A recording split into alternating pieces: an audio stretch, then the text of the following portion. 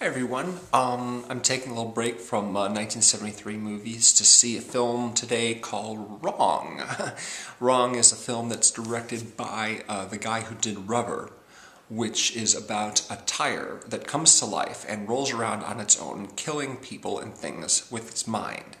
It's a bizarre movie. Didn't totally work for me. In fact, I thought some of the stuff in it was just dumb. But it's an unusual film, and so I'm interested in seeing this new one called Wrong, which is about a dude who loses his dog. His dog disappears, and he hires a psychic to help find it, and a whole bunch of other strange things happen. Today is also my birthday, April 4th. And so, it being my birthday, I like movies, as you can tell, and so I like going to see something new and interesting on my birthday. I actually have compiled a list, not like all at once, but just kind of collecting over the years films that I've seen.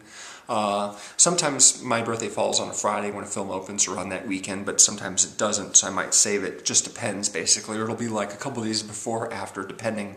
But in 1997, my birthday fell on Friday, and there were several movies opening that day. The Saint with Val Kilmer, Double Team with Jean-Claude Van Damme and Dennis Rodman, That Old Feeling, which is a comedy with Bette Midler and Dennis Farina, and I didn't want to see any of those movies, so instead I went to see Inventing the Abbots with Joaquin Phoenix and Liv Tyler and Jennifer Connelly.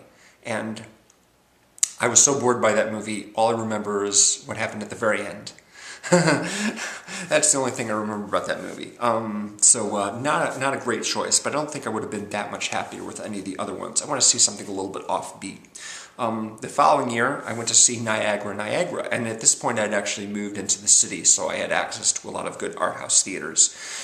Niagara stars Robin Tunney as a girl with Tourette syndrome and Henry Thomas as the sort of socially withdrawn guy, and they end up taking sort of a road trip together. I like that movie a lot.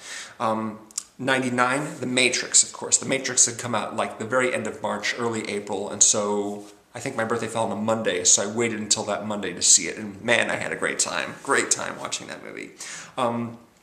In 2000, The Walking Dead opened.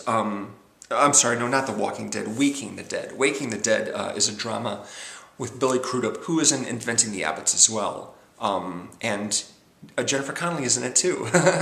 And they're a couple. He's some sort of politician, and she's an activist, and she ends up getting killed. It's a drama.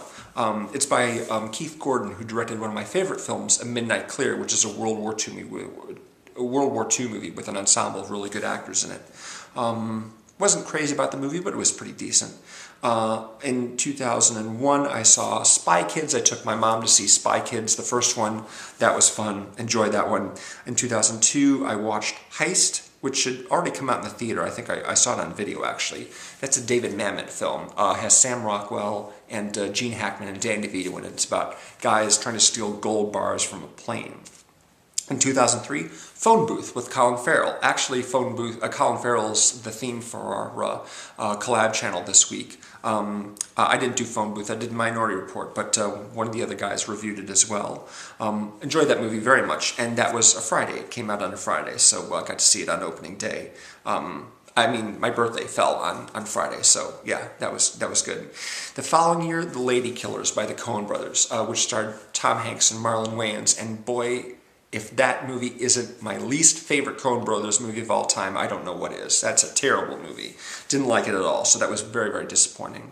However, the following year, Sin City. Sin City was fantastic, of course. Robert Rodriguez, of course, that great cast. Really, really fun movie. The following year, I went to see Tommy Lee Jones's film, The Three Burials of Melquiades Estrada, which is a drama about a sheriff, or maybe he's a border patrol cop, I'm not really sure. But there's an illegal immigrant who's killed.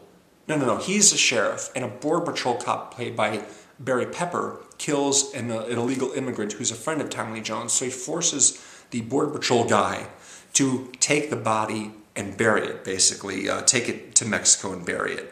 It forces him at gunpoint. That's a really good movie. I've only seen it the one time, though. It's a bit grim. In 2007, Grindhouse, the double feature with Quentin Tarantino and Robert Rodriguez. each doing a film and then showing them together. I still haven't gotten the Blu-ray on that because I don't have a Blu-ray player, but I'll have to get it sometime this year because I really like to own that Blu-ray, because that's the only way you can see it together like that. Otherwise you have to purchase the movie separately.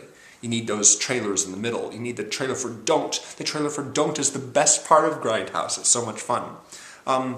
In 2008, I went to visit my friend Matthew in New York, so I wasn't here, and I didn't go to see any movies there. But when I got back, I went to see The Ruins, which is a horror movie. Really good movie. Nice and creepy. Let me see. Jenna Malone is in this film, as well as Sean Ashmore and Jonathan Tucker and Laura Ramsey, the ever-lovely Laura Ramsey.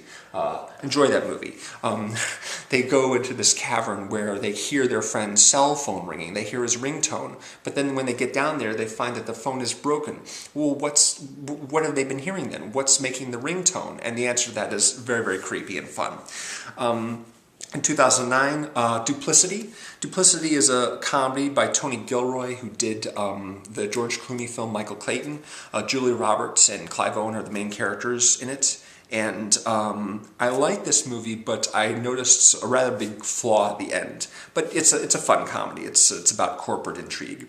In 2010, Chloe. This is actually the second time I'd seen Chloe. It's by Adam McGowan, of course. Julianne Moore, Amanda Seyfried, and Liam Neeson are in it.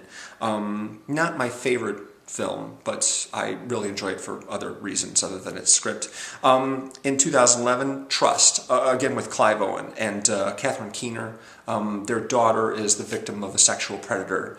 Really fantastic movie. I thought it was the best movie that I'd seen all that year, so that was a really good choice. And last year, I went to see Separation, which is the Iranian film that won the Best Foreign Language Film Oscar, I believe. So yeah, mostly some decent choices right there. I'm hoping that Wrong will fall into that category. And I'd like to know from you guys if you have any movie-related birthday traditions. Leave me a comment or something like that. I'd like to know about it. Because being the big movie fan that I am, yes, of course, I absolutely like to go out with friends, have a good meal, have some drinks, but, you know, I like to throw a film in there as well, you know. A new one I haven't seen and hopefully is good. So anyway, just wanted to share that with you. And I'll have more 1973 reviews, of course, coming up very soon. Later.